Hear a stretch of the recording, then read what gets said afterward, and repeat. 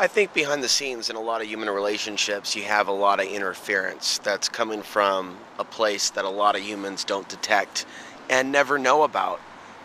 That's what makes the work of Eve Lorgen, evelorgen.com, link down below. That's what makes her work so interesting.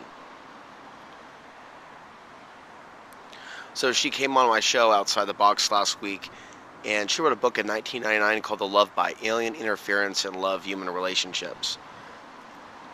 That'll be online in a few days. But I'll tell you what, that topic, I think a lot about that topic in Portland. I'm just at a little, if you can even call it a park, it's an open space in between a couple busy streets.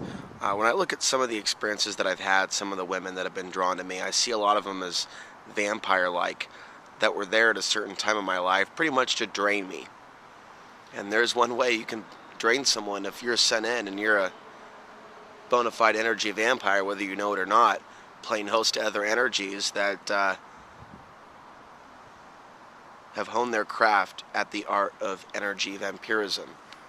So I think a lot of that's going on, and I think it's healthy for some of us to have those conversations and to really question why some people seem set into our lives, and while other people that might be good for us seem to be directed out of our lives or pushed out of our lives. You know, people talk about being turned on and turned off, and I think that our hardwiring, I feel, can be easily manipulated. And one of the questions I had for Eve, she also runs a support group for people that believe they've had out of the ordinary, beyond this universe, if you will, types of encounters, also known as alien abductions. But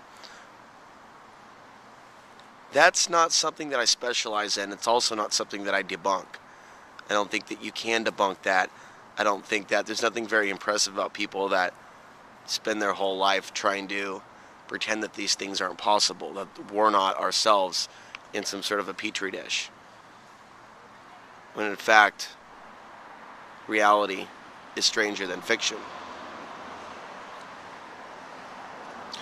You know, and you look at the types of people that people get turned on to, even when they're really bad for them, can't help but wonder. Now, a lot of people are trapped in body consciousness, and human sexuality is just one level or one reality, and it's so corruptible. And it is a gateway. There's no doubt in my mind why some become celibate and are nuns or monks. It's really to guard and protect. You know, I'm not even fully opening up with you, but I'll tell you what, I was pretty active in the dating scene in 2009 or 10. I wouldn't say successfully.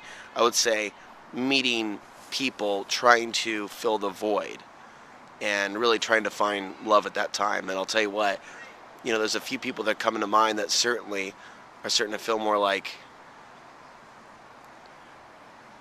whether they knew it or not, they were set in my direction to drain my energy.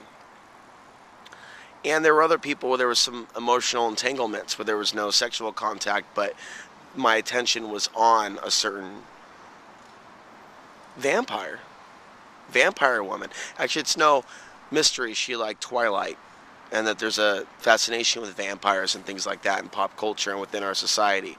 But for a period of time, she wanted the attention to be on her, even though she was with someone else, by giving me clues and giving me,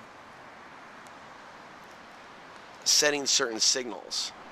There's the Coin 6 van.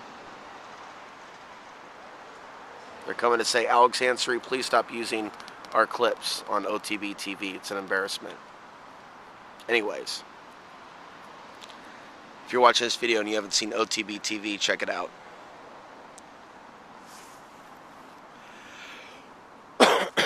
So this person was around as long as she liked the energy being on her, like a vampire.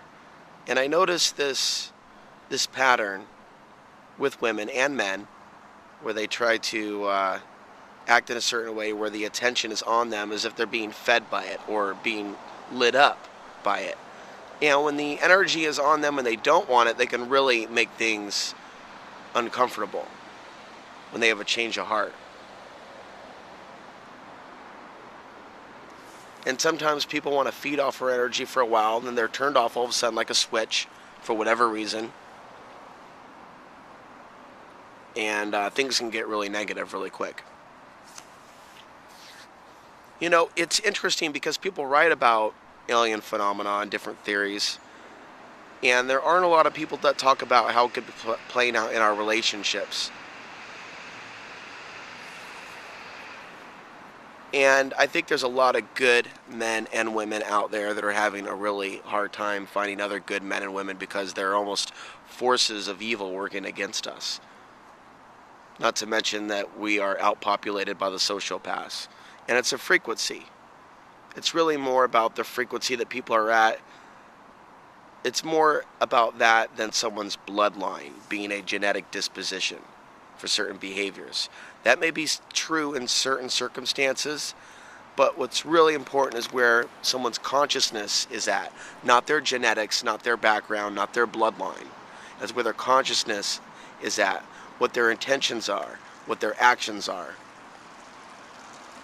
But you know, in human sexuality, a lot of it's based on bloodline, and people are into certain people based on their type. They're also turned off by certain people. Most of the women that are into me, or have been into me in the past, they've been of a certain type, sometimes even blood type. And there are groups in other women in other groups that have had no interest. So I realize it's a bloodline attraction / repulsion, and it's really interesting. The study of genetic or bloodline attraction between human beings is really, really interesting. But according to Eve and what she writes about in her book, there are some experiments that may be going on with these dark ETs by connecting certain people and seeing what kind of children they produce and monitoring those children. Now, it's a whole other conversation as to how someone can end up on the radar and become a targeted individual, be it genetics, bloodline, what's in their soul, or other activities, maybe things they're exposing, maybe things that they're writing about. But that's another conversation, and it's a pretty deep topic. And bit by bit, I am going to start talking more about whether someone chooses to call them the archons or the mind parasites, how they manipulate society, and how I think we can break free. But most of all, break free ourselves individually, because that's where we need to put our focus. And I'll tell you what, that is how they are destroying or working to destroy the human species. It's infecting human consciousness. It's not necessarily an alien invasion, but it is an invasion of human consciousness with an alien consciousness, an alien vibrational frequency, and not of the positive, and definitely something that I would describe as anti-human. So I feel that presence pretty much in society today, in actual human beings. I feel that mind parasite infection within them. And it's a lot like the Matrix, and it's a lot like They Live. You know, I got one they can see. A lot of us are starting to encounter that. We've been encountering that more and more the last few years, this sociopathic, psychotic personality at the workplace, in the dating scene, in the freedom movement, in our family.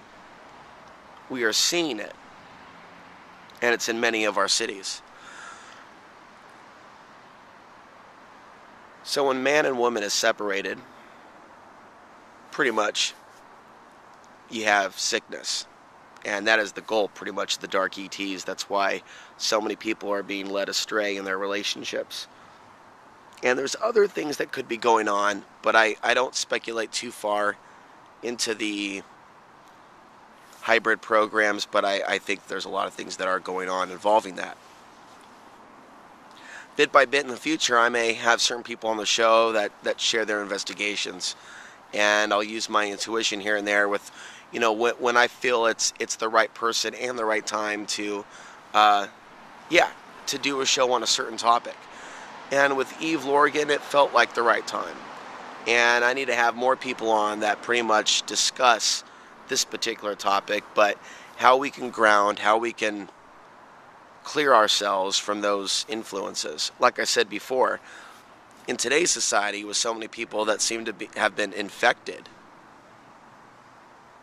on a lot of different ways, spiritually and even physically. There's stories about a widespread syphilis outbreak in Portland, of all places, also known as one of the kinkiest cities in all the U.S. This isn't a bad time to practice celibacy, to own one's sexuality, and not be so easily controlled or manipulated or led to be chasing certain bloodlines, certain types of women, certain types of men, based on their appearances. And there's certain things that are hardwired into us as men and women. And if you look at the type of mates that a lot of men and women pick, you see that programming to be with people of a certain height, or even in some cases, people that look just like them, to not go out of their tribe, if you will. Or you might see certain types of people that are mostly drawn to be with other types of people. We see these natural genetic dispositions of biological attraction. All that's based in the physical realm. That's what I'm getting at. This isn't about you feeling guilty based on the choices that you've made in your life or making other people feel guilty, but maybe looking at why we're motivated to do what we do from a deeper reason. And when we understand physicality, we see it's a blueprint, it's a program, and the human sexuality overall, the whole wheel of it, the dynamics of it, it's been manipulated, it's been tampered, and it's totally vulnerable to hijack and manipulation.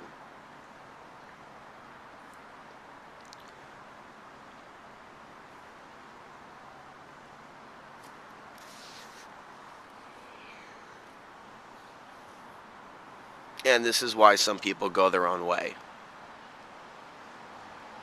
in an attempt to free themselves from vampiric energies. It's far more than what meets the eye. And I'll pick up on this more in a future video.